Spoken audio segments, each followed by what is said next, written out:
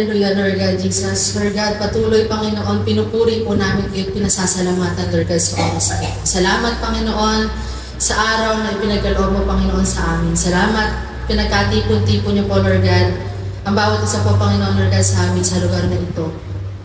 Hindi po sa kahit ano pa pong kadahilanan, kundi, Panginoon, upang kami sama-samang magpuri at magbalik ng pasasalamat sa inyo. At sa oras po na ito, Lord God, kami po dadako sa pakikinig at pag-aaral ng salita ng Diyos, Panginoon. Patuloy, Lord God, samahan niyo po kami, Lord God. Nawa, Panginoon, yung salita mo na ihahayag sa bawat isa po sa amin, patuloy na tumimo sa aming puso't isipan, maunawaan, Panginoon, Lord God namin.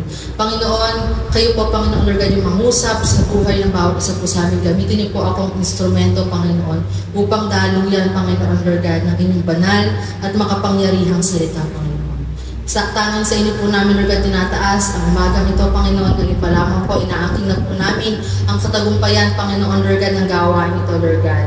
Naniniwala po kami, Lord God, na ang bawat isang anak mo, Panginoon, Lord God, na dinako sa lugar na ito, Lord God, ay uuwi, Panginoon, Lord God, ng puspos ng inyong presensya, Panginoon, Lord God. Uuwi kami, Lord God, ng puno-puno, Lord God, ng pagpapalang espiritual, Panginoon, Lord God. Kaya patuloy, Panginoon, sa inyo po namin muli, binabalik ang lahat ng papuri, pasasalamat sa pangtanging pangalan ng inyong banal na Jesu Cristo.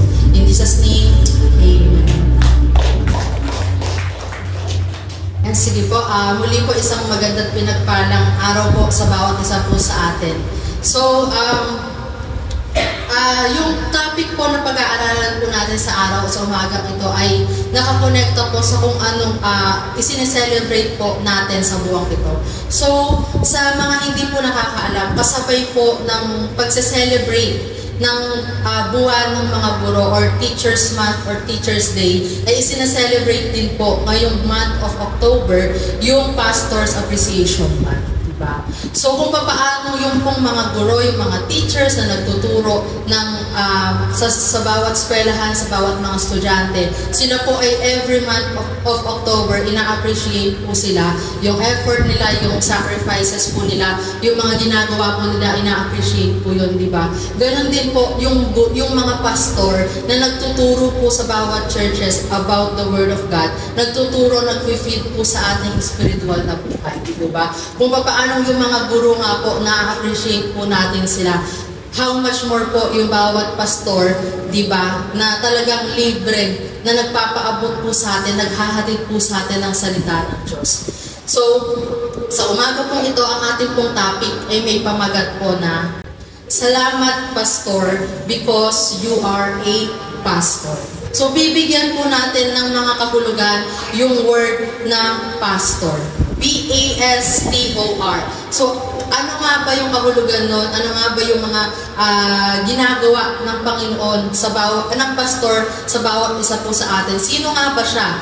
Naging sino nga ba siya sa buhay ng bawat isa po sa atin bilang mga mananampalataya? Ano nga ba yung katatayuan niya? Ano ba yung role niya sa atin bilang isang mananampalataya na dapat ipagpasalamat natin sa Kanya at ipagpasalamat natin sa Panginoon? Kadalasan po kasi parang nakakalimutan natin yun, na meron pala tayong bagay na dapat ipagpasalamat sa pastor po natin. Madalas po kasi nakafocus po tayo doon sa kung ano yung matatanggap natin, marireceive natin. Especially kapag po ang mga pastor natin nakatayo dito sa harapan, pag nagtuturo sila, usually po nakafocus tayo na ano kaya yung ituturo sa akin ng Panginoon ngayon? Ano kaya yung matututunan ko ngayon?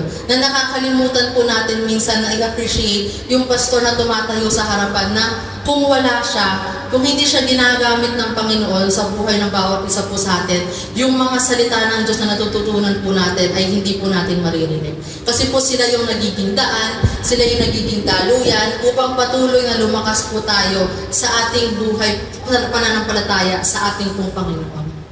And number 1 po, sabi dyan, letter P. Ang ibig sabihin po nito ay passionate in loving God. So ang ating pong mga pastor, ang bawat pastor, especially ang ating pong pastor, he is passionate in loving God. Bakit po? Paano po natin nasabi na passionate siya? O talagang ganun niya kamahal ang Panginoon? Pag kasi sinabi natin passionate, di ba? Parang grabe. Yung passion and yung talagang desire na binibigay niya sa Panginoon, sobra-sobra. Yung pagmamahal na binibigay niya sa Panginoon ay grabe. Ganun na lamang po. At masasabi natin, ganun na talaga kamahal ang Panginoon kasi hindi po niya tayo magagawang mahalin kung hindi niya po ganun lubusang minamahal ang Panginoon.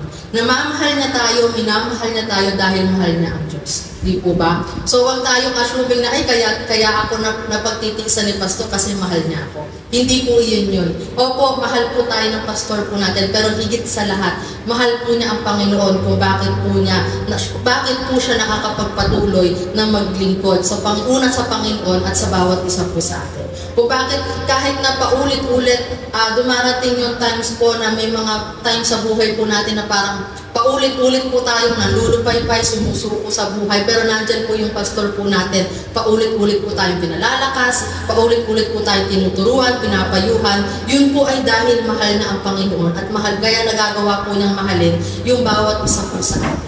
Kung bakit nagagawa po niyang magpakatatay sa bawat isa po sa atin. Alam niyo po, kung tutuusin, ang pagiging isang tatay pa lang po sa loob ng isang pamilya ay napakahirap na po. Tama po ba? Marami pong mga tatay ang makakaintindi po niyan. Napakahirap po maging isang haligi ng tahanan. Diba? Sa isang pamilya pa lang po, napakahirap na pong tumayo bilang isang tatay. Pero imagine ang mga pastor, nagagawa nilang tumayong tatay sa pamilya nila and at the same time, nagagawa nilang tumayong tatay sa church na pinangungunahan po nila. Kapag ka tatay ka, bilang isang haligi ng tahanan, hindi ka pwedeng nakikitaan na nakihina ka, nalulungkot ka, nalulupay-pay ka, kasi nga ikaw yung haligi ng tahanan. Ikaw yung source, ikaw yung foundation ng kalakasan nila. Sa'yo sila nakatingin, sa'yo sila umaasa. Parang ikaw yung pundasyon ng tahanan, ikaw yung pundasyon ng church. So kapag nanghina siya, kapag nanlupay-pay siya, baka po damay po tayong lahat, manghina at manglupay-pay din po tayo lahat. Kaya diba, napakahirap maging tatay ng isang pamilya, pero nagagawa pa rin po niyang maging tatay dito sa loob ng church po natin. Minsan po, hindi po natin maiisip na o sumagil sa isipan po natin na nakita po natin siya na nandupay-pay o sinabi po niya sa bawat isa po sa atin na ayaw na niyang maglingkod sa Panginoon, ayaw na niyang tumayo dito sa harapan. Hindi po. Every time natatayo po siya dito, every time ang mga pastor ay tatayo po sa harapan, nandun po yung makikita po natin sa kanila kung gaano po sila kalakas. Imbis na may mga times na kahit kailangan nila ng word of encouragement, pero nagagawa pa rin po nilang mag-encourage sa bawat isa po sa atin. Minsan po, hindi po natin malalaman na akala natin laging okay si pastor, pero hindi po. May mga times na nakatayo siya dito, may problema siya, pero hindi po niya napapahalata sa bawat isa po sa atin. Dahil kailangan po siya yung nagpapalakas sa atin. Kailangan po siya yung nag-encourage po sa atin. Diba? Gaano kahirap po ang maging isang pastor? Na kailangan tuwing haharap ka sa mga taong pinangungunahan mo, tuwing haharap ka sa mga tupang pinangungunahan mo, kailangan ipakita mo sa kanila kung gaano ka kalakas. Kailangan ipakita mo sa kanila na lagi kang okay. Na yun po ang mahirap, na iniisip nga po talaga ng bawat isa po sa atin na si pastor laging okay. Na meron man lang po ba dumating sa buhay po natin na ang pastor po natin, kinamusta po natin. Na genuinely pagkakamusta. O baka po mamaya, kinakamusta lang po natin ang pastor natin. Pastor, kamusta? Pwede po ba ako magpa-counseling? Pastor, kamusta? May problema po kasi ako, hingi po nito. Pastor, kamusta? Hingi po sana ako ng halo.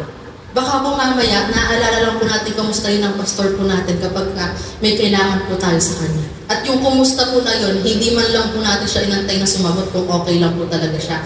Kaagad-agad naglatag po tayo ng problema po sa kanya. Diba? Gaano kahirap maging pastor? Kasi po, kahit na meron siyang sariling problema, wala po siya ni isa sa atin na pwedeng pag-share nun. Bakit? Kasi kailangan nga po siya yung nagpapalakas sa atin. Paano po na tayo mapapalakas kung siya po yung nagbabahagi ng problema niya? Mag-share, kung maaalala niyo po, mag-share lang po ng problema ang pastor po natin once na yung problema po niya na yun, na-overcome na niya. Kasi alam po niya na yung problema na yon magiging isang magandang testimony niya para sa bawat isa po sa atin at magiging inspiration, makakapag-encourage pa po yung problema na yun para sa bawat isa po sa atin. Hindi po siya nagbabahagi ng problema niya para dumagdag po sa problema natin. Nagbabahagi po siya ng problema niya para ipakita kung gaano naging mabuti ang Panginoon sa buhay niya. Di po ba? And kung hindi man po natin minsan makamusta yung pastor, alam niyo po, yung simpleng pangangamusta, napakalaking bagay na po. Kahit na hindi mag-open yung pastor natin, alam niyo po yung maiparamdam natin sa kanya na concern tayo, na mahal natin siya, napakalaking bagay na po nun sa pastor po natin. Kaya unang bagay na dapat natin pagpasalamat sa Panginoon, sa pastor natin ay dahil mahal niya ang Diyos. Dahil mahal niya ang Diyos, kaya nagagawa niya pong mahalin ang bawat isa po sa atin. And next point is A for authentic. Ayan. Pag sinabi natin authentic, kumbaga transparent. Ang pastor po natin, talagang makikita po natin kung gaano po ka-transparent sa bawat isa po sa atin. Paano kung hindi po natin masasabing authentic?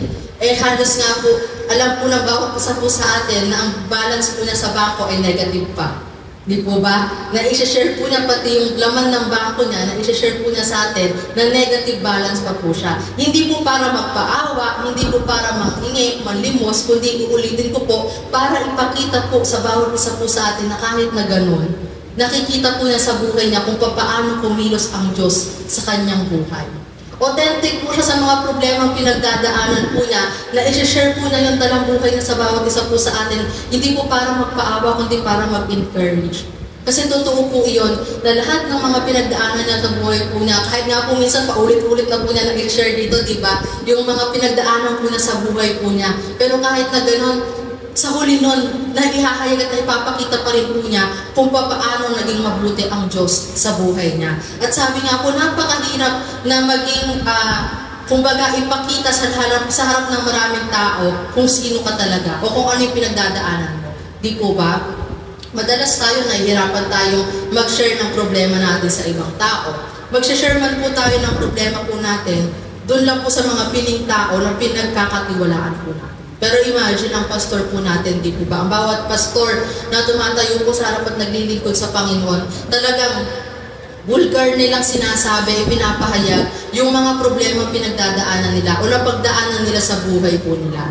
Na hindi po ito para magpaawa sila, hindi po para i-down nila yung sarili nila. Kasi ayos lang sa kanila, nakaawaan sila ng ibang tao. Okay lang sa kanila na maging mababa ang tingin sa kanila ng ibang tao nang dahil sa pagbabahagi nila ng kanilang problema sa buhay nila. Pero ang mahalaga, nagamit nila yon hindi para maitaas yung sarili nila, kundi para maitaas yung Diyos na pinaglilingkuran nila. Amen po ba? Kaya, salamat, Pastor, sa pagiging authentic, sa pagiging transparent sa bawat isang mananampalataya na pinangungunahan po nila. Na talagang sa pamamagitan po nito, talagang sa pamamagitan po ng pagbabahagi ng mga bagay na pinagdadaanan po nila sa buhay po nila, talagang nagiging kalakasan po natin. Nagiging encouragement po sa buhay ng bawat isa po sa atin. Na kung dumating man po yung time na tayo naman yung dumanas ng ganong problema, alam natin na yung pastor nga natin na overcome na yun. Yung pastor nga natin na pagdaanan na yun. Paano pa kaya tayo? Di po ba? Kasi talagang nabigyan na tayo, nataniman na tayo ng faith kung paano tayo tatayo, kung paano yung magiging tingin natin sa mga pagsubok, mga problema na pinagdadaanan natin. Minsan maiisip natin na ako nga, ito lang ang problema ko. Si pastor, naalala ko yung testimony niya nung nakaraan. Grabe yung pinagdaanan niya sa buhay niya. Ako nga, ito lang. Paano hindi po natin makakayanan? Di po ba? Kung yung kapwa po natin, kung yung pastor po natin nagagawang ma-overcome, yung mga pagsubok, problema na pinagdadaanan po niya sa buhay, paano po pa po kaya yung bawat isa po sa atin? Siya, hindi lang po sarili ng problema yung iniisip niya. Problema po ng lahat po sa atin, ng marami po sa atin, iniisip din po niya. Hindi lang po prayer request na yung dinadalangin niya, iniluluhod niya sa Panginoon, kundi maging prayer request po ng karamihan po sa atin, kasama po niyang idinudulog sa Panginoon. Kaya saludo po tayo sa bawat isang pastor na talagang patuloy na sumusunod sa kalooban ng ating Panginoon. And next, S for servant leader. Ang ating pong pastor ay talagang pinili maging isang servant leader dahil mas gusto po nila na naglilingkod kaysa po sila ang pinaglilingkuran. Di po ba? Kung tutuusin, napakarami pong pwedeng maging trabaho, negosyo ng mga pastor, especially ng ating pastor na ka-full-time. Marami pong paraan para magtrabaho siya, magnegosyo siya, pero mas pinili po niya ang maglingkod sa Diyos. Mas pinili po niyang maglingkod kaysa siya ang paglingkuran. Bakit po? Kasi diba, kapag meron kang pera, napakadali na mapasunod mo yung mga tao sa paligid mo. Di po ba? Napakadali na sabi nga po, di ba, pag may pera ka, parang isang pabangong humahalimuyak, napakaraming taong sumusunod sa'yo, umaalin-aligid sa'yo. Na lahat ng gusto mo, sinusunod nila. Bakit? Dahil kung may pera ka, yun ang kapangyarihan ng pera sa mundo po natin.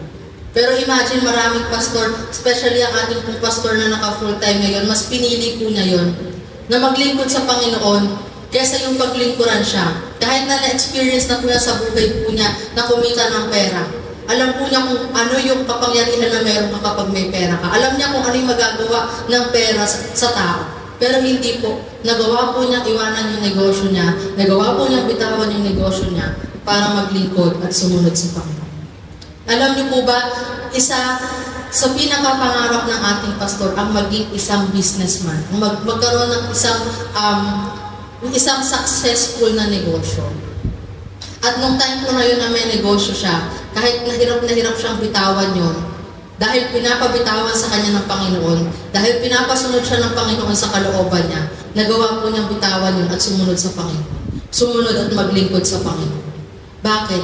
Kasi doon po natin makikita na ang pastor po natin hindi po basta-basta nakatingin sa pera. Hindi po siya naglilingkod dahil sa pera. Hindi po siya naglilingkod dahil sa bagay na makukuha po niya. Kundi naglilingkod po siya dahil mahal niya ang Diyos. Dahil mahal niya po ang ginagawa niya. Ang pastor po natin, meron siya o wala siya. May pera siya, may pagpapala siya o wala siya. Nagagawa po niyang maglingkod sa Panginoon. May tumutulong, may kasama siya, may nagbibigay sa kanya o wala man. Nagagawa po niyang magpatuloy na sumunod at maglingkod sa Panginoon. Hindi ko po ito nasasabi dahil po ako ay anak niya.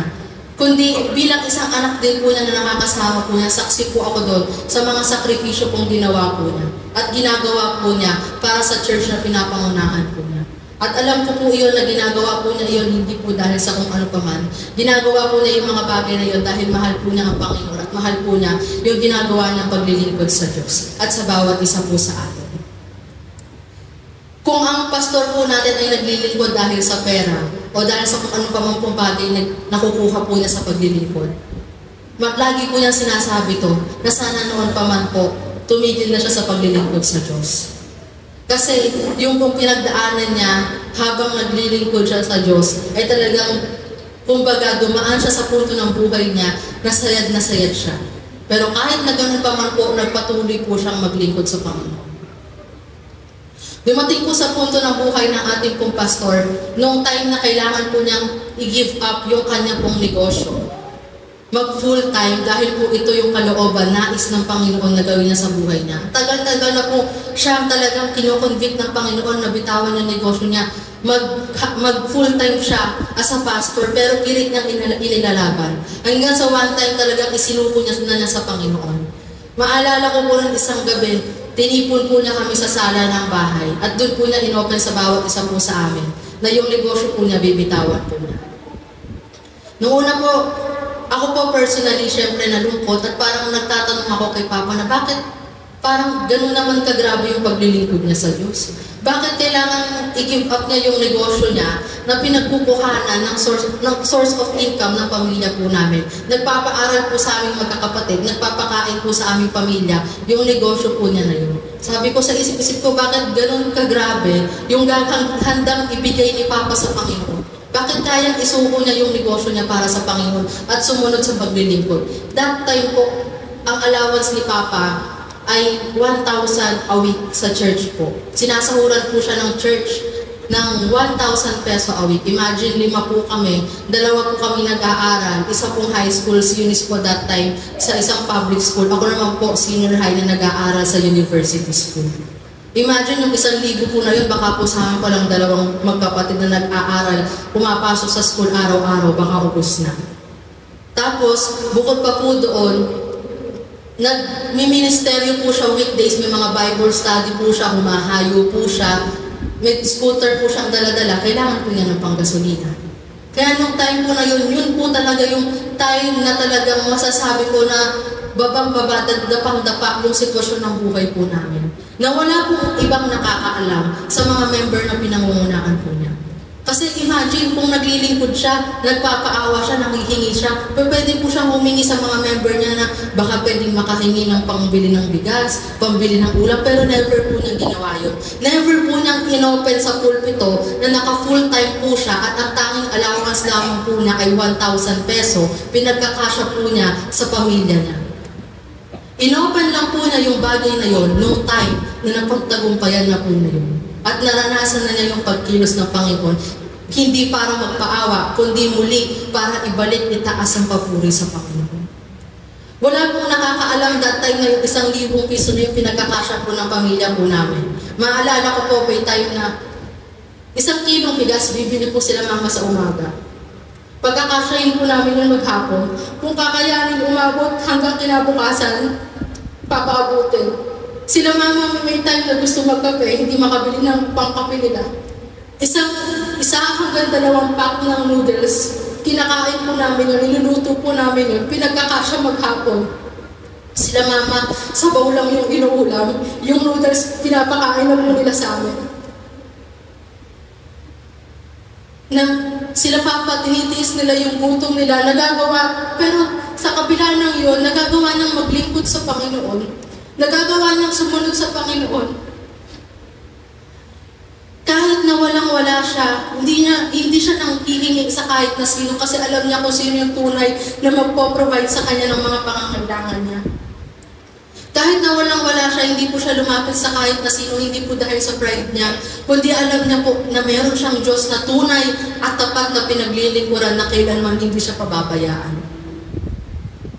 Kaya, hanga po ako hindi po dahil sa tatay ko siya, kundi bilang isang pastor, bilang isang lingkod ng Diyos, hanga po ako. Nakita ko po kung gaano katibay, katatag yung pananampalataya na meron siya ngayon. Alam niyo po, masasabi ko na kung hindi po dahil sa Kanya, kung wala po siya sa pamilya po namin, kung hindi siya yung tatay, yung haligi na tahanan na ibinigay ng Diyos sa bawat isa po sa amin, baka po matagal na po ako o kami na huminto sa paglilingkod sa Diyos. Nang dahil po sa nangyari sa buhay po namin.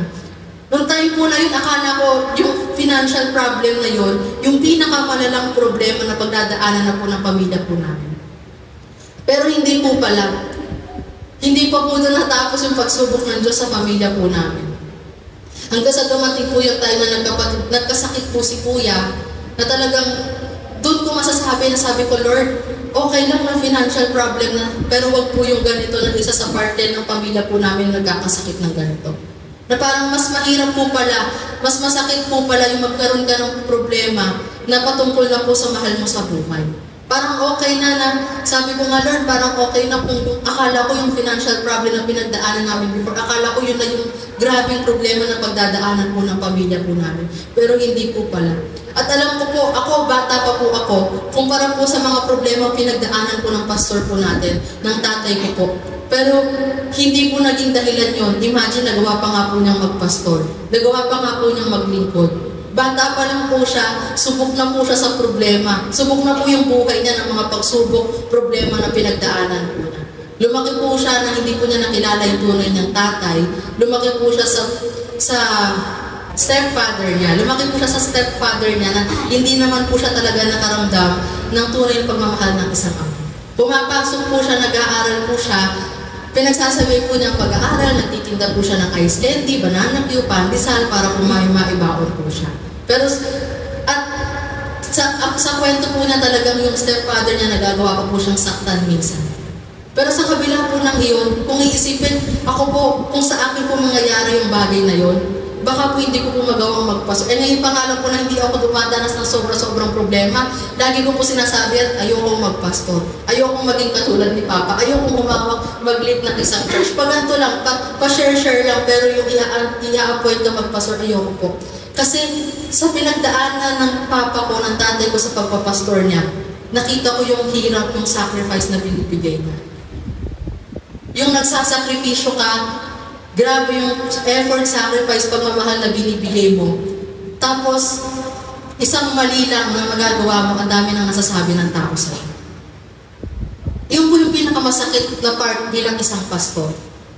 Okay na wala silang nare-receive na kahit ano. Basta yung makita lang nila, maramdaman lang nila na merong nakasupport na sa kanila. Kaya pinakamasakit sa kanila kapag yung mga taong kasama nila sa paglilingkod ay nagagawa pa pong magsabi ng masasakit na salita sa kanila na dahil lang sa isang pagkakamali na meron po sila. Kaya napakahirap maging isang servant leader. Napakahirap maging isang lingkod ng Diyos. Kaya isang pasasalamat sa ating pong pastor dahil nagagawa po niya ito. Hindi po sa kahit anong dahilan pa man, hindi po sa kahit anong bagay. Yun ay dahil po mahal niya yung ginagawa ng paglilingkod sa Diyos. Yun po ay dahil mahal niya ang Panginoon. Kaya hanga po ako, saludo po ako sa bawat isang pastor na patuloy na naglilingkod sa Panginoon. And next point is tough lover. Ang ating pong pastor, mararamdaman po natin yan. Kung gaano po tayo kamahal ng pastor po natin.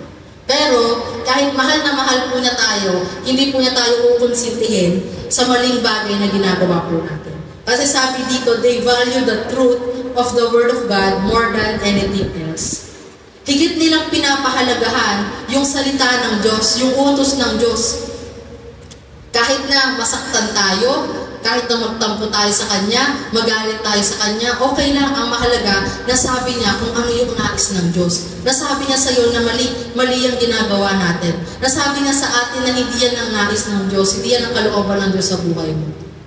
Dahil mahal tayo ng ating pastor, pero hindi niya hahayaan na mapahamak yung kaluluwa po natin. Yun ang tunay na pagmamahal. Ang tunay na pagmamahal, hindi tayo kukonsintihin sa mga bagay na ikapapahamak po natin kahit na akala natin masaya tayo sa nararanasan po natin. Ang tunay na pagmamahal, kahit na masaktan ka pa sa sinasabi niya sa iyo, kahit na masaktan ka sa pangangaral niya sa iyo, ang mahalaga, masabi niya yung kung anong tama. Ang mahalaga, maitama ka na sa ginagawa. Di po ba? Alam ko po, sa mga nakaranas na ng payo o counseling sa pastor po natin, alam ko po na experience nyo na minsan may mga desisyon na gusto ipagawa sa atin ng pastor natin na mahirap, masakit, pero pag sinunod po natin yun, makikita natin yung outcome, makikita natin yung pagpapala. Bakit? Hindi po dahil sa nagdidesisyon ang pastor sa buhay po natin. Yun ay dahil sinusunod po niya yung kalooban ng Panginoon. Sinusunod po niya yung naisin ng Panginoon. Dahil higit na pinapahalagahan po niya yung salita ng Diyos, yung utos ng Diyos. Kaya masarap sa pakiramdam, alam niyo po na merong ganong taong nagmamahal po sa atin. Na hindi po tayo kukonsintihin sa pagkakamali po natin. Hindi po niya hayaan na mapahamak po yung bawat isa po sa atin. Na nakikita po niya, alam po niya kung ano yung bagay na makabubuti po sa bawat isa po sa atin. Kaya isang pasasalamat po sa ating pastor dahil gano'n niya tayo mahalin. Di po ba? Tayo lamang po sa anak po natin, di ba, kung meron po sa mga magulang, di po ba, sa inyo pong mga anak, na hindi nyo na paulit-ulit na pagagalitan, pagsasabihan ang anak nyo kung hindi nyo siya mahal, di po ba? Kung bakit nyo siya pinapagalitan, kung bakit nyo siya pinagsasabihan, kung bakit nyo siya napapalo, nasasaktan, minsan hindi dahil sa hindi nyo siya mahal, kundi dahil nakikita po natin, nakikita nyo po as a magulang na yung ginagawa po namin bilang isang anak ay ikapapahamak ng bawat mga anak po ninyo. O ikasasakit ng bawat mga anak po ninyo. Ginagawa po ninyo iyon dahil sa pagmamahal po natin sa kanila. Ganon din po sa pastor po natin. May mga times minsan na yung mga salitang nabibitawan po na sa atin masakit, pero part po yun ng pagmamahal. Di ba? Magulungan pong isipin na bakit gano'n, ba't kailangan pong makasakit kung mahal ka ng tao, pero hindi po. Part po yun, yung pangangaral po sa atin ng ating pastor, pagtutuwid po sa atin ng ating pastor, parte po yun ng pagmamahal po niya sa bawat isa po sa atin. Kahit kung dumarating man po yung time na nagtatampo tayo sa Kanya, parang nasasaktan tayo sa mga salitang binibitawan po natin sa Kanya, lagi po nating tatandaan na parte po yun ng pagmamahal sa atin ng pastor po natin. Kasi kung hindi niya po tayo mahal, hahayaan na lamang po na tayo sa mga maling bagay na ginagawa po natin. Pero dahil mahal tayo ng pastor natin at mahal niya ang Panginoon, tinutuwid at tinatama po niya tayo sa mga maling bagay na ginagawa po natin. And next point, for optimistic. Ayan. Diba? Talagang ito saksi po yung bawat isa po sa atin. Alam ko po marami po sa inyo ang saksi dito kung gaano kagrabe yung vision, yung faith na meron po yung pastor po natin. Diba? Imagine, last year, bago matapos ang taong 2022, talagang meron siyang vision, meron siyang kiniclaim na lahat tayo dito, walang maiiwan, lahat makakaranas ng breakthrough. Di po ba? Sa church pa lang po natin, Pagpasok pa lang ng taong 2023, yung breakthrough naranasan na po natin, di po ba? Nagkaroon tayo ng sarili nating pangalan. At naipasa po yan sa PSA. At alam ko po, marami po sa atin naka-experience ng breakthrough na yan. Kaya napakapalad po ng bawat isa po sa atin na meron po tayong pastor na ganito kagrabe yung vision, ganito kagrabe yung pananampalataya, ganito yung kagrabe yung pananaw niya sa paglilingkod niya sa Panginoon. Yung pangalan pong pangarap niya na mega church, di po ba? Lagi nga po niya sinasabi na negative balance yung bank account niya. Pero pangarap niya magtayo ng isang mega church. Niwala pa nga po sa 1/4 yung pera na hawak niya sa ipambibili po ng lupa na to. Pero kiniklaim nga po na yun na maipagpapatayo po niya ng isang malaking bahay panambahan ng Panginoon. Ganon po grabe yung nabivision ng pastor po natin. Alam ko po, meron na po sa ating mga nakaranas ng breakthrough na po na yun. Marami na pong tumayo dito na nag-testimony na karanas ng breakthrough na yun. Pero hindi pa po natatapos yung taon na to. Hindi pa po tapos ang Diyos. Hindi pa po tapos yung breakthrough po na yan. Kung iniisip po natin tapos na yon, hindi pa po. Meron pa po tayong 2 buwan at kalahati para patuloy na maranasan yung breakthrough mula sa Panginoon. At kung meron po sa atin hanggang ngayon na hindi pa nakakaranas ng breakthrough, baka po kasi hindi po natin kiniklaim. Baka po kasi hindi po natin pinangakawakan. Di po ba? Lagi nga po sa atin sinasabi, kapag ang man of God, kapag ang pastor nagbitaw ng isang vision, ng isang provision, i-claim po natin yan, panghawakan po natin yan. Kasi mangyayari at mangyayari po.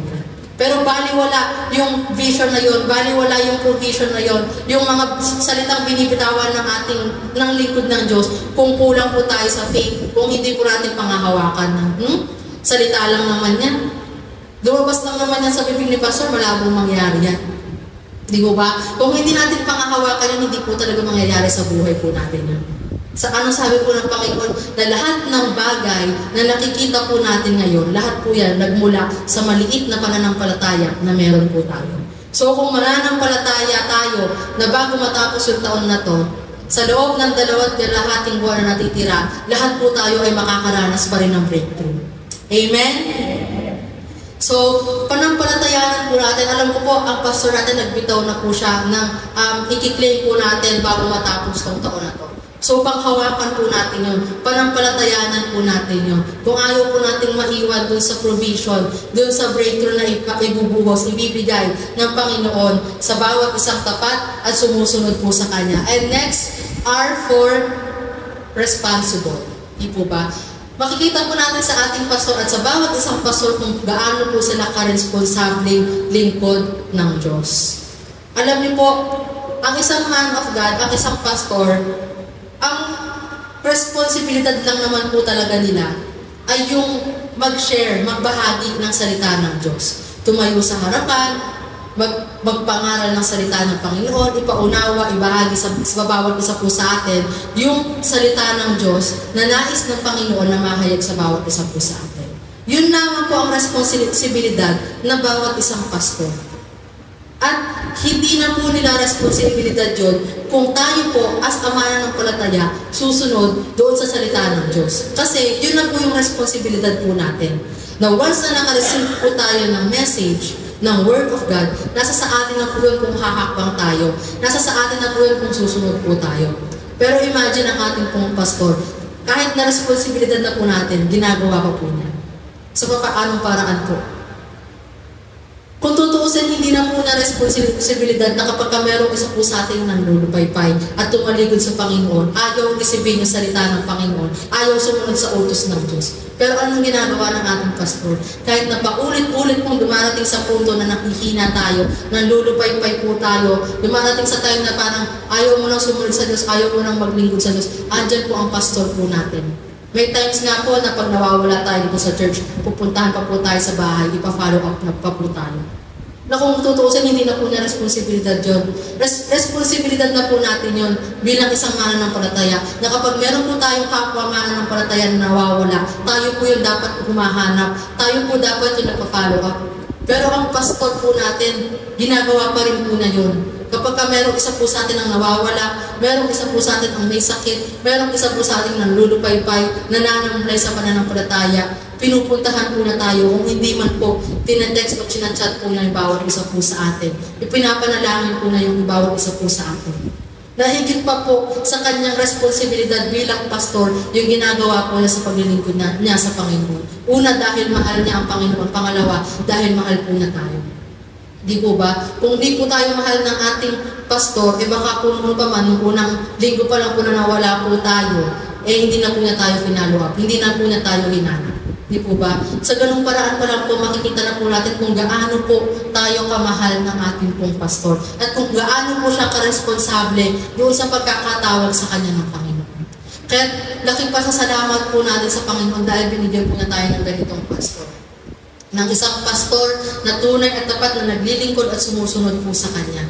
Ng isang pastor na mahal ang ating Panginoong Jesucristo, ang ating Panginoong Diyos, kung bakit patuloy na namamahal po niya yung bawat isa po sa atin. Kaya huwag po natin minsan i-take for granted yung pastor po na meron po tayo. Huwag po natin i-take for granted yung mga man of God na tumatayo sa harapan at nagbabahagi po ng salita ng Diyos sa bawat isa po sa atin. Dahil napakalaking tulong po nila sa atin.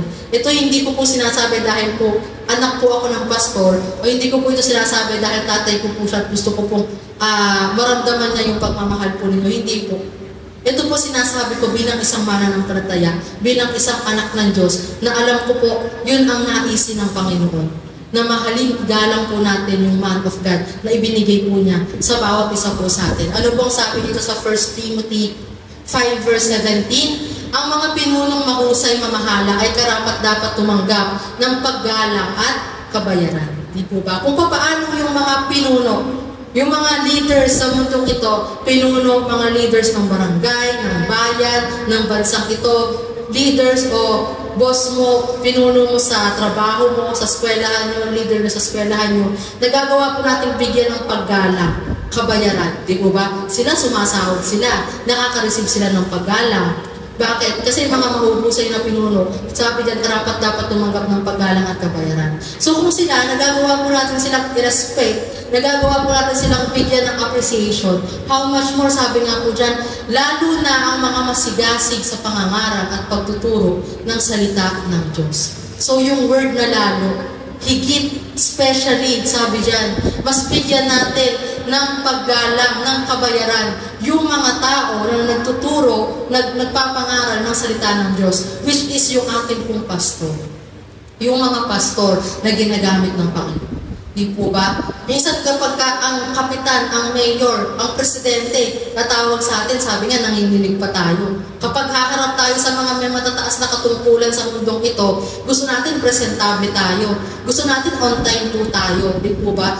Talagang yung respect na binibigay po natin sa kanila, ganun-ganun na lang. Talagang pinagdadayak, pinaghahandaan po natin sila. Sabi nga dyan, mas lalo, higit dapat yung mga tao na nagtuturo at nangangaral ng salita ng Diyos. Kasi talagang especially po sa atin bilang isang mananampalataya, napakalaking part po nila sa buhay ng bawat isa po sa atin. Na nakakalungkot man kung isipin, may time na meron po akong napanood sa social media, tinanong siya, ang sagot niya kung bakit, ang dahilan kung bakit siya sa pastor nagpakasal, hindi po dahil siya ay born again. Di po ba usually tayo, pag born again tayo, pag magpapakasal ka sa pastor, di po ba?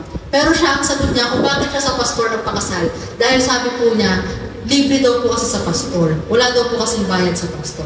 Which is true naman po, may mga pastor po kasi na nahihiya na tumanggap or magsabi kung magkano yung ibibigay mo sa kanila. Di po ba? Kung yung mga ibang namumuno nga po sa simbahan, mga pare or mga iba pa pong mga namumuno, di po ba?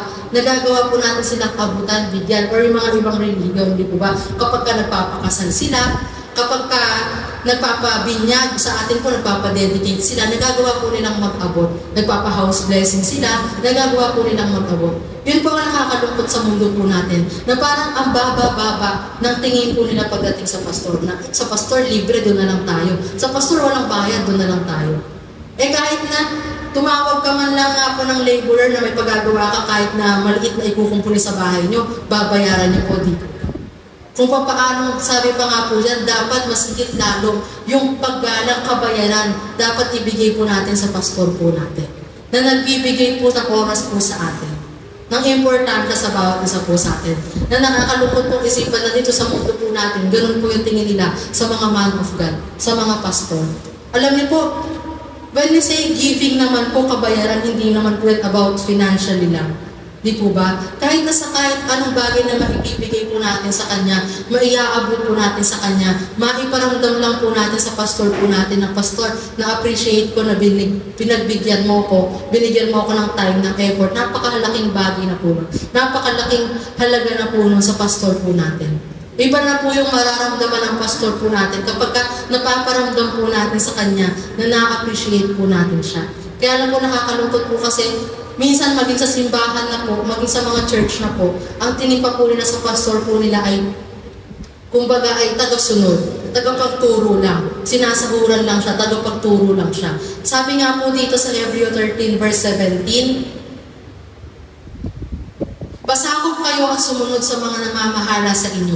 Sila'y may pananagutang mga laga sa inyo at mananagot sila sa Diyos ukol dyan. So sabi ng Diyos, magpasakop tayo. Magpasakop tayo doon sa man of God na itinalaga niya sa bawat isa sa atin. Na, ito nga po sabi ko sa inyo kanina na merong mga churches na ang turing nila sa pastor nila ay tagapagturo lang na pinapasahod nila. Tapos wala siyang karapatan na masunod sa loob ng ng church. Ang nasusunod, yung mga leaders, ang nasusunod, yung may-ari ng pinaggaganapan ng church, ang nasusunod kung sino yung may pinakamalaking naitambag sa church, ang nasusunod kung sino yung nagpapasahod sa pastor, ang nasusunod kung sino yung may pinakamalaking magbigay sa pagpapagawa ng church. Yun po yung nakakalungkot. Kung sino yung may malaking ambag, siya yung nasusunod. Pero ang sabi ng Panginoon, pasakop kayo at sumunod sa mga namamahala sa inyo. Sila'y may pananagot ang mga laga sa inyo at mananagot sila sa Diyos ukol dyan. Kung sila'y susundin ninyo, magagalak sila sa pagtupad ng kanilang tungkulin. Kung hindi, sila'y mamimighati at hindi ito makakabuti sa inyo. Bakit hindi ito makakabuti sa atin? Bakit? Kapag nagalit si pastor, magwawala siya, hindi natin magugustuhan? Yun ba yung meaning na hindi ito makakabuti sa atin? Hindi po.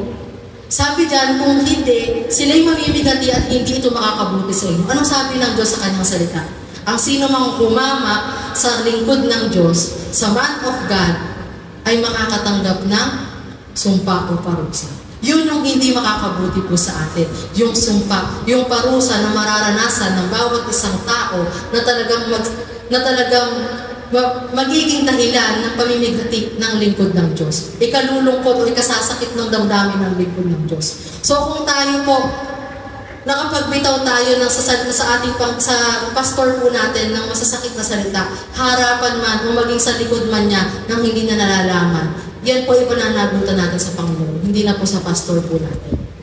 Kapag tayo nagiging dahilan ng pag-iyak ng ating pastor, na dahil sa kabigatang loob na ipaparanas po natin sa Kanya, ito po'y makakaranas ang bawat isa ng parusa at sumpa. Di po ba? At gaano kahirap yung sumpa na ipaparanas sa atin ng Panginoon. Di po ba? Kung yung sumpa o yung parusa ng tao, di po ba masakit na minsan? Hindi na natin magustuhan. How much more yung galing sa Panginoon. Kaya't napakadali po na gumalang at sumunod, magpasakop sa lingkod ng Diyos. Kasi po alam niyo po, hindi naman po yan kakulangan sa bawat isa po sa atin. Hindi naman po yan ikakababa ng pagkatao po natin kapag sumusunod at nagpapasakop po tayo sa lingkod ng Diyos. Bagkus itatama pa nga po niya yung buhay po natin. Itutuwid pa nga po niya yung landas po natin kapag sumusunod po tayo sa payo ng pastor po natin. Kapag nagpapasakop po tayo sa pastor po natin. Wala pong mawawala, hindi madadagdagan pa po tayo. Mas pagpapalain pa po tayo. And dako po tayo sa conclusion po natin. Sabi po dito sa Jeremiah 3 verse 15, "And I will give you pastors according to mine heart, which shall feed you with knowledge and understanding." So sabi dyan, sa salita ng Panginoon, ang bawat pastor na ibinigay niya sa iba't ibang churches, ang isang pastor, ang ating pastor na ibinigay niya sa church na ito, ginawa niyang tagapanguna, ginawa niyang tagapagpahayag ng salita ng Diyos, siya po ay hindi aksidenteng napunta dito. Hindi po aksidenteng nakilala po natin ang ating pastor. Ito po pala ay bigay. Ito po pala ay regalo sa atin ng Panginoon. Kung paano yung mga regalo, yung mga blessing na natatanggap po natin mula sa Diyos, pinapahalagahan po natin, pinagpapasalamat po natin. Ang pastor po pala natin bigay sa atin ng Panginoon. Regalo sa atin ng Panginoon na kailangan po natin ipagpasalamat, na kailangan po natin pahalagahan dahil ang pastor po natin biyaya at regalo po ng Panginoon sa bawat isa po sa atin. Kaya talagang nais ng Diyos, talagang pahalagahan, appreciate, pasalamatan natin yung pastor na naglilingkod sa atin at sa Panginoon. Dahil kung hindi po dahil sa kanila, yung mga salita ng Diyos na nakatanim po ngayon sa buhay po natin, yung pananampalataya po na meron ngayon tayo sa buhay po natin, wala po ngayon. Opo, although may part po sa buhay po natin, pagtatrabaho sa spiritual na buhay po natin, kung bakit ganito katatag yung pananampalataya na meron po tayo. Pero isang part din po doon yung ating pong pastor na patuloy na nag-feed po sa atin ng salita ng Diyos. Patuloy na nagpapaunawa po sa atin ng salita ng Panginoon. Patuloy na nagiging encouragement po sa bawat isa po sa atin. Kaya sa umaga pong ito po yung salita ng Diyos na nais ko pong i-share sa inyo. Minsan alam niyo po, hindi puro sa atin yung salita ng Diyos. Hindi puro sa ikalalago ng bawat isa po sa atin. Minsan tinuturuan po tayo ng salita ng Panginoon na makita, i-appreciate yung pastor na nagtuturo ng kanyang salita. Na ito po yung nais ng Panginoon na matutunan po natin sa bawat isa po sa atin. Na meron man lamang po ba isang beses sa buhay po natin simulang nakilala na po natin si pastor, na kinamusta po natin siya, na-appreciate po natin siya, o napasalamatan po natin siya. So ngayon po, challenge ko po yung bawat isa po sa atin na sana, pagkatapos po ng gawain ito, hindi man po natin makita ngayon si pastor dahil nasa ibang church po siya, doon po siya nagbiministeryo. Pero kahit through Facebook, through Messenger, maiparamdam natin sa ating pastor yung appreciation na nararamdaman natin sa kanya. Makapagpasalamat tayo sa ating pastor.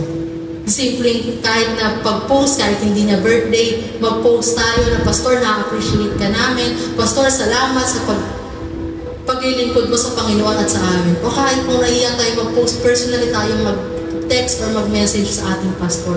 Alam niyo po, sabi ko nga sa inyo, ang pagbibigay, hindi lamang yan laging financial or material na bagay.